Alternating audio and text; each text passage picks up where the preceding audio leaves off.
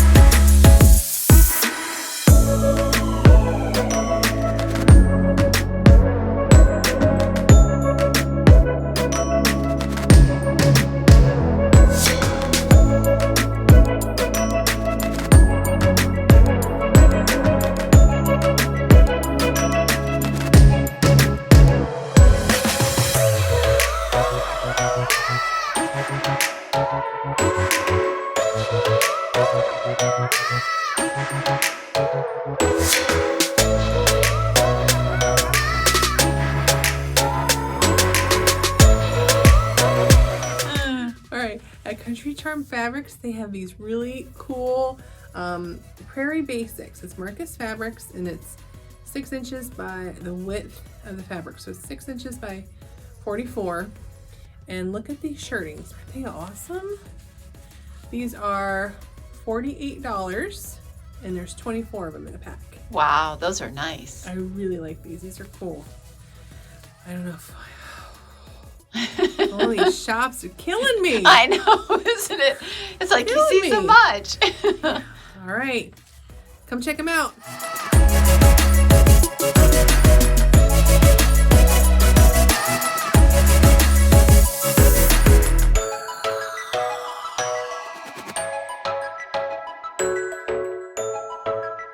Hi, everybody. We are here today at the Country Charm Fabric Shop, which is in Jeromesville, Ohio. And we're here with Cindy, and I'm really excited.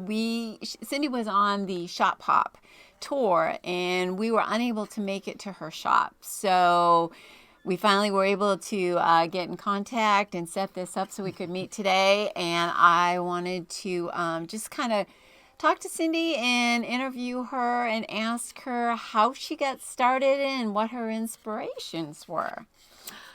Well, like I said before, my mother and I started the shop. It'll be 45 years ago in June. Wow. And so we started is that she had inherited a little bit of money from her mother. And so she's like, I think I want to start a fabric shop. And I said, well, do you want a partner? So that's how it all started. And from then on, we just went in and we started quilt classes, and we taught, and we both went to different seminars with well-known teachers, and that's how it evolved. And we just kept growing and growing. And when you started with your mom, you were telling me earlier that you were working another job Yes, as well. I was a beautician for probably 25 years. So you were doing double duty And there. I was doing that, raising 2 little girls, and had a husband, and What were your daughters' names? What are your daughters' names? Amy and Stephanie. Okay. Yeah, we knew Stephanie. She's like, I remember your name. That's my daughter's name. How many grandkids do you have? I have 3 grandkids. One's 20, and one just, Zoe, she's a beautician. And Colin just went into the Navy, just finished his basic training. And I got a 15-year-old that is sophomore in high school. Wow. Well, congratulations. well, That's yeah. good stuff. I love those grandkids, Yeah. don't you? Yes, yes. And, they know how to how to work me. I'll bet. Well, yeah, they have to know how to work you. Of course, we're such pushovers anyway. Yep. Well, what I like about the shop when we first walked in, there is a little bit of everything here. Some really pretty bright colors. There's some primitive colors. There's a lot of kits. Some of the things, can you kind of give me a history of how you got started into sewing? I've always sewn. My mother would sit me down while she was sewing, and she'd give me needle and pins, and I just started in then. But then I was in 4-H for I don't know how many years, and then I made all my own clothes. I made all my daughter's clothes, and a lot of people said, "Oh, your girls are very well dressed," and I said, "No, it's just that I feel that I can probably sew clothes better than I can buy them and better constructed." Yeah, they last a lot longer. And so that's how it started. And then we took a quilt class in 1985, and I figured, well, the needle would go one way and the hoop would go the other. And it caught on. I really liked it. And so from then on, I stopped making clothes and started in quilting and just go at it. Now, you've been in this location for 8 years? We've been in this location for 8 years. We were up off of 250 just east of Ashland we started in 1975, and then we moved down here in 2011.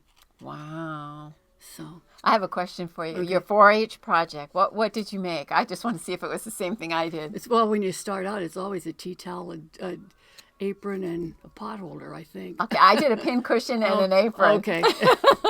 So I can relate. That's how you start out. Yeah, all with the basics for sure. Now, do you have classes? Like, do you have classes during the week or open sewing or anything like that? We have an open sew for anybody that wants to come, and that's usually about the second Thursday of the month. We have an applique group that's been going on for probably almost 20 years that we meet once a month. Wow. And that's hand applique. Or we just sit and talk and eat pizza. That works too. We give classes. Our class schedule will be coming out probably by the end of the month. Okay. And we ask people what do they want to learn, and so we sometimes base some of our classes on that. Okay. Now, because you have so many different colors and styles, do you have a favorite designer, or you just love it all? No, I don't really have a favorite designer. If I see a pattern that I like, or I'll look at something and think, oh, I can do this different, I can make it look different. So, yeah, Okay. And so I've designed a couple things. I have a couple patterns out. Good deal. Good for you. That's nice. Well, I think, too, that you and I were talking earlier that sometimes the patterns that are out there seem to be more complicated. And when you are a veteran sewer, you're like, wait a minute, I can do that so much easier. Yeah, there is. And I wish some of these newer designers would look at things a little different. There's a lot easier way to do them than what they've got written. Yeah. And so if you think that there is an easier way to do it, try it. If it doesn't work, then lay it aside. But if you think it's going to work for you, try it. That's the only way you're going to learn. There is never a mistake, always creative design, right? Yep. Mm-hmm. Yes, that's true. That's true. That's how we feel about all the ladies that we sew with. A lot of them are newbies, and we're like, they're like, oh, I made a mistake. No, that's not a mistake. No. Because something that maybe you think a mistake, it inspire somebody else to do something similar to that. Yeah. So, yeah. Okay, so as far as anyone getting a hold of you, they do have a website, which is countrycharmsfabrics.com. She also has an email address, which is countrycharm@bright.net. And I see your hours here are 10 till 5, Monday, Tuesday, Thursday, Friday. And Saturday 10 to 4. I'm closed on Wednesdays. I found Wednesdays were not a busy day for us. I get a lot of travelers on Mondays. Do you? So, yes, so that's one reason why I didn't close on Mondays. Well, that's really good. And, yeah, I mean, this is a great little shop. We'll go around. There's some really cute things that we want to kind of like spotlight. Is there anything in particular that you'd like to say that is important to share with our folks out there? No, just when you come in the door, I hope everybody greets you. I've got some nice gals that help me out, and but I always try to greet everyone, and I just tell them, ask them what they want, or if they're looking for something special, and I say, just go look. I said, I'm not going to follow you around. And if you have any special questions, just ask. And a lot of the ladies that come in are friends of hers, and they just come in. If they see she's busy, then they just jump in and they'll help out with customers. So if you are busy, there might be somebody else here that can help you. So by all means, stop in, see Cindy. Make sure that you let her know that you saw her on Steffi and Momo Quilt Show, and share this, subscribe to it, and let everybody know she's here, because you don't want to miss this shop.